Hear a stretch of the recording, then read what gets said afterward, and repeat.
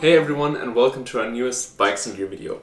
In this one we are going to talk all about our tools and the spare parts we carry on our bicycle journey around the world. We have been on the road for 21 months now, over 26,000 kilometers we have cycled. In that time we have optimized our tool set and the spare parts we have with us to fit the specific needs of our journey and of our bikes. This is a follow-up video to our on-the-road bicycle maintenance video, which you can watch here, which we released a few months ago. And this is an update to a previous toolset video, which we did over a year ago. And in that time a lot has changed, so we wanted to share with you our new configuration.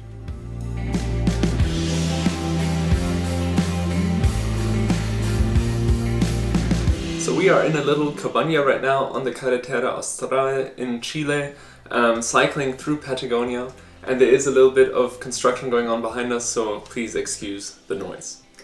So as you can see in front of me, these are all the tools and spare parts that we have with us, and it does amount to a little bit. And the main reason for us carrying so much on our bicycle journey around the world is that we are often cycling through regions where, for a long period of time, for weeks or months, where there is very little. In South America now, for example, where we have been for almost a whole year, cycling from Colombia in the north to now Argentina in the south, we have often had periods in the mountains where we have not been able to get any kind of tools. There haven't been any kind of bike stores, so we have needed to carry not only the parts we need, but also the tools to implement those parts, so that we could be sure that we could keep going even if something a bit more drastic on our bikes went wrong.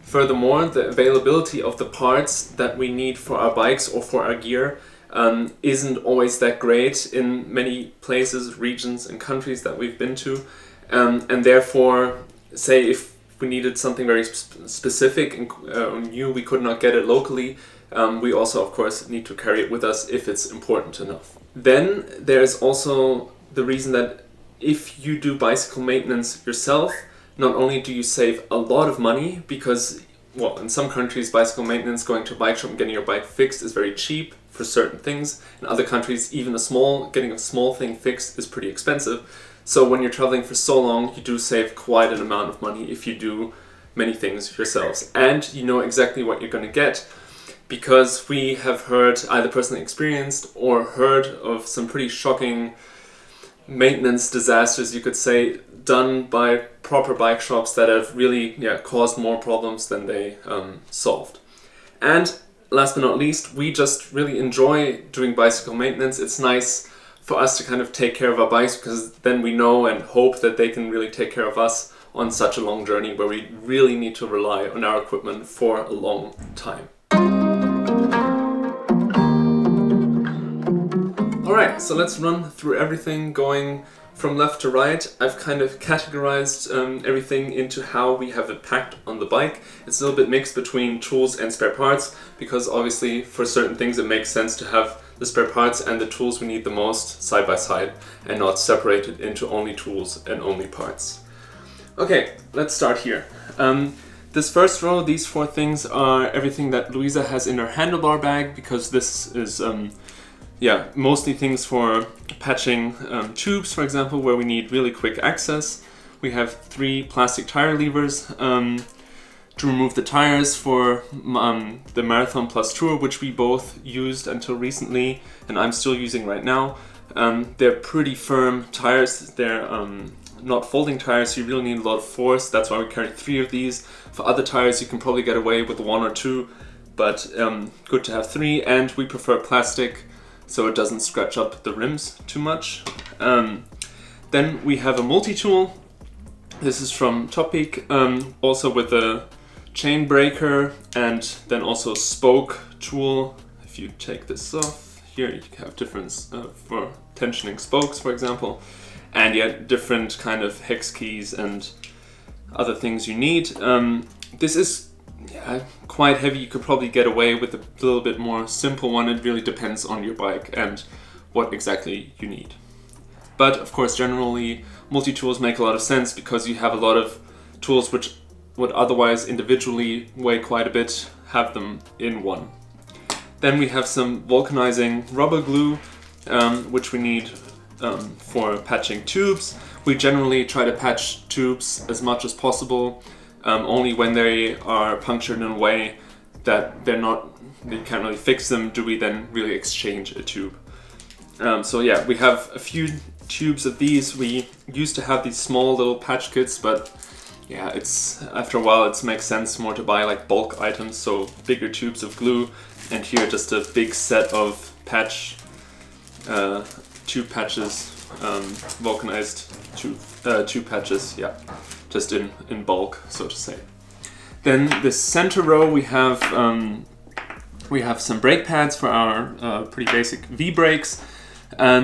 Generally, if you've seen our bike review videos, and if you want to have a look up here, for example, at our most recent one, you will know that our bikes are set up in a way that they are very basic, so we can either fix them or work on them ourselves pretty much anywhere, but also if it's something a bit more severe, get them fixed anywhere.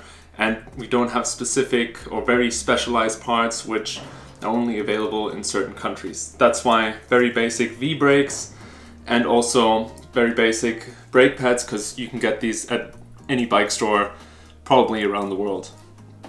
They're in the middle because sometimes Luisa carries a few, sometimes I carry a few. Also, depending on how remote is the region we're cycling through for the upcoming months, we have more or less of these, so it kind of always varies how many we carry. Then these three I have in my handlebar bag.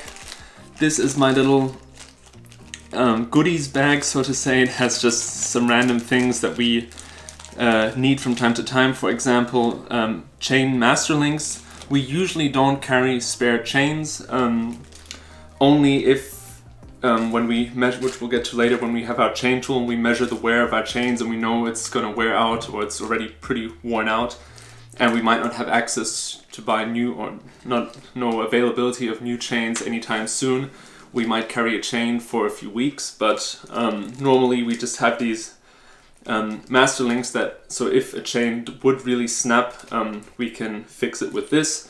But we've never had to use it because we change our chains relatively regularly, and before they wear out to a point where they would actually snap. Of course it can happen, so that's why we carry them, and they don't weigh anything at all. We also have a little, I can show you the adapter, the master links, what they look like this, for example. Here you have to make sure you have the right type. I have a 8-speed, so I have an 8-speed chain and need an 8-speed master link. Luisa has 9-speed, needs a 9-speed master link. Then we have this little adapter to adapt from Presta to Schrader valve. For example, at a gas station, if they only have a Schrader valve at the pump, then you can put this onto a Presta valve, and it makes it much easier to pump it up. And yeah, also little bits and bobs, but nothing I'm going to talk about now. As you can see, it's a very small bag. Then I have another multi-tool, a little bit smaller one than Luisa. Some things are doubled, like the chain tool, and obviously the hex keys and so on. But the reason we carry two multi-tools is that we can work on our bikes in parallel. Often when we're doing maintenance, we're doing it at the same time, and then always passing back and forth one multi-tool is just annoying.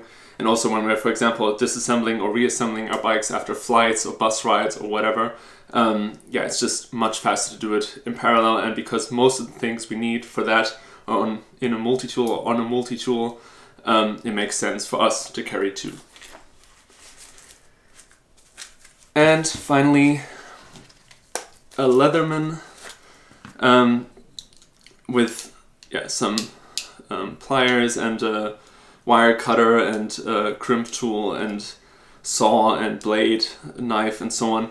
This is obviously more of a camping tool or multi-purpose tool than a specific bike tool, but some of these things are also a bit more multi-purpose because obviously we're not just cycling around the world, we are camping and living an outdoor life, cooking outdoors and so on. So you also need to have enough spare parts and tools for all of your gear, not just for your bikes, of course. So also very handy and very important also to have quick access, because when you're camping you might need this from time to time. So this is kind of what we have in our handlebar bags, quick access. Then in this row, this is things I have in my front panniers because we do need this relatively quickly, but not super quickly, and not as often as we do these other things. Here we have tubes, spare tubes. Louisa has a different size to mine, so we carry different ones. Also the amount of spare tubes we carry also depends on, like with the amount of brake pads, on the region we are cycling, how remote it is, what kind of roads we can expect. Normally we have a minimum of 2 or 3, so one, for example, my size, one in Louisa's size, and also, or maybe, for example, then if we carry 2, but if we carry 3, 2 in my size and 1 for Louisa's size, because mine are bigger, but they would also, in emergency, fit in Louisa's tire. So always carry the bigger one, so to say. And then down here, we have our chain lube. Like I say in the on-the-road bicycle maintenance video, usually we carry a dry lube or like a 3-in-1 lube and a wet lube. At the moment we only have a wet lube because it's more wet at the moment. We're cycling Patagonia in autumn. And also we ran out of the dry lube, but we don't need it that much at the moment, so we haven't bothered to get a new one yet. And also since recently, especially after we cycled the Salada e Uyuni, the salt lake, we bought this little bottle of anti-corrosion spray, so to say, to just help against corrosion everywhere, not just on the racks, but in parts of the frame and many parts, yeah, all the parts that are prone to corrosion. And this is pretty light. It weighs, I think, 50 grams or 100 grams. And yeah, every once in a while we just put it in the places, spray it on the places that are, can do corrode. Also, for example, every few months we take out the seat post of our bikes or loosen things that don't get loosened a lot and put a little bit of this in, so that when we need to loosen it, or when we take the bikes apart for a flight, for example, we don't then realize that some parts have seized and that we can't really deal with it at the moment. Yeah. Then, this kind of also belongs in here. This is in our front panniers, as I mentioned. A pump, obviously for patching. When you patch a tire, you have to be able to pump up the tire again, but also every few weeks every few days we check, put a little bit of more air in, especially when we're cycling on asphalt. And this is actually the second pump we've had now. Our first one, the valve broke because a lot of dust, or we guess because a lot of dust got inside it. And the first pump we did carry outside the bike though, so it was a lot more exposed to the elements. This one we always have in our panniers now, so it's been protected much better, and so far this has worked really well. We like a pump with a little hose on it just because it gives you a little bit more flexibility from where you're pumping, and it doesn't also, when you're pumping with a force, it doesn't put so much pressure on the valve. Then we like these with the screw-on kind of valves for Presta and Schrader. Just because it gives a much better seal, in our opinion, than the clip-on ones, for example. Yeah, and this folds up nice and small, and we're very happy with it. So this has been with us for, by far, more than a year now. Yeah. Alright, and then these are in Louisa's back panniers, rear panniers, because we don't need these a lot, so we also don't need quick access to them. And these are just some spare hooks for our Ortlieb panniers. All our panniers are, since recently, from Ortlieb, so of course it makes sense to have spare parts for them, because we do have quite a lot of hooks if every pannier has 2 already. And if one fails, of course, that is quite a serious problem. You can use zip ties or whatever, of course, to mend it in worst case. But yeah, if you can have the spare parts, we think it makes sense to carry them. Also, because we know from others that these are pretty hard to get, and you would have to get them sent, for example, from Germany directly. And that is not so easy to get spare parts sent to you, as we found out the hard way several times. Alright, And last but not least, these are the things I carry in my rear panniers. This is our main tool set, and this is what we're going to talk about in a second in a lot of detail. But before we get to that, I'm going to talk about this. So this is everything we need to fix spokes. So we carry some spare spokes, just 2 or 3 or 4 depending on if it's a front or rear wheel for each size spoke we need. From our experience now, the spokes on your rear wheel break a lot more often than on the front wheel. Actually, on our front wheels in over 26,000 kilometers, we've never had a broken spoke. So yeah, this is kind of over the time optimized to the exact number in our experience that we need, and a whip, chain whip I think it's called, to take off the cassette. This is heavy. We could probably shorten this, cut it in half, because you don't need the whole force of this really long handle, but even so it would be heavy. But without this you can't really, well, there are some hacks, but it's really annoying to take off the cassette. And as we mentioned, most of the time you will have broken spokes on your rear wheel, and it doesn't really matter which side. It's really tough to get, or impossible even, to get spokes in if the cassette is on. So having a chain whip with you is, in our opinion, really important if you are cycling in remote areas and need to be able to change spokes. We know many cyclists don't carry this, which, like I said, does make sense, because then you could only really change spokes on your front wheel, and it doesn't, for us it's just annoying to go to a bike shop just to get a spoke fixed, which for us we can fix in 10 minutes, no matter if front or back wheel, and it saves a lot of money and hassle. So that's why we carry this with us. Alright, and then let's have a look at our big tool set. So this is quite a lot of stuff. I'm going to put this out here. Unfortunately we don't have a scale, so we can't tell you exactly how much this weighs. It's hard to guess, maybe 1 kilo, maybe 1.5. Hard to say. So we have a little bit of tubing. This is we put this on our racks to protect them from all the rattling when we put our pannier clips, hooks on here. So there's just some spare tubing because it does wear out over time. Some long cable ties here, some short cable ties. Cable ties, I don't think I have to say much about it. You can use them for anything. They're really important. Also good to have a few different lengths and thicknesses. This kind of goes with everything you need to remove, to change spokes, is for Shimano the cassette tool to remove the cassette. Obviously, I just mentioned how important it is to be able to do this, especially in remote areas. And yeah, this doesn't weigh too much, and you can use a wrench like we have here, a small one, to actuate this. And the wrench. This is maybe a little bit too big for what we need. It could be a little bit smaller, a little bit lighter, but we do need this wide range. So maybe there are some more specialized tools that have this big range without such a big lever. But this is something we picked up at a hardware store. So yeah, if you search for a lot of specific parts, also like the chain whip, having one that is very short or shortened, you can cut it in half and kind of grind it off.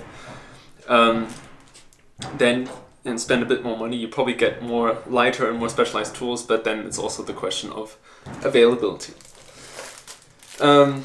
These are some patches for some waterproof nylon fabric patches for tent or for anything that has kind of a big fabric area which you need to mend.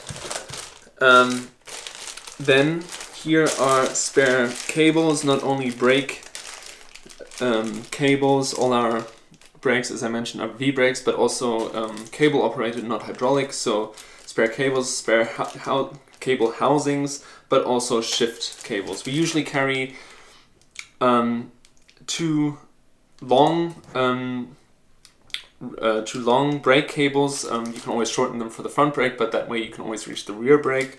And 2 or 3 shifter cables.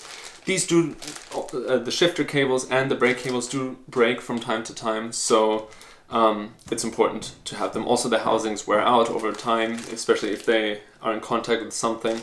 So yeah, important to be able to change them. And this again takes 5 to 10 minutes for us to change a shifter or brake cable.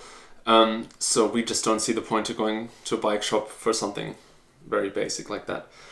Some electrical tape, some extra strong duct tape, gaff tape, some nipples for spokes, and also some caps for shift and brake cables, for example, things like that. Some spare rim tape, in our opinion also very important if you're running a normal tube setup, for example, like we are, especially when you're cycling for long time, for in our case many years.